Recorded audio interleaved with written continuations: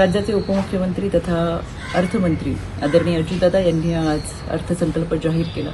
या अर्थसंकल्पामध्ये ज्या पद्धतीने महिलांच्या सबलीकरण आणि सक्षमीकरणाच्या घोषणा करण्यात आल्या, या सगळ्या योजना या माय आणि माऊलींचा सन्मान करणाऱ्या आहेत, आदर करणाऱ्या आहेत। आजच्या या अर्थसंकल्पामध्ये वारकरी संप्रदायासाठी महामंडळाची स्थापना करण्याचा निर्णय घेण्यात आला।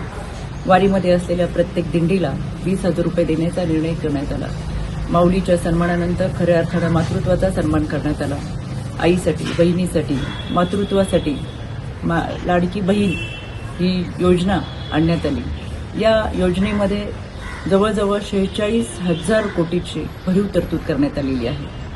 मुख्यमंत्री अन्नपूर्णा योजनेमध्ये प्रत्येक कुटुंबाला वर्षाला 3 मोफत सिलेंडर असेल, पिंक रिक्षा योजना असेल, लखपती योजना असेल, बचत गटांसाठी 15,000वरून 30,000वरती असलेली भरीव तरतूद असेल। या सगळ्या योजनांबरोबर मागील असलेल्या लेक लाडकी योजना, मातृवंदना योजना यासाठी देखील भरीव तरतूद करण्यात आली।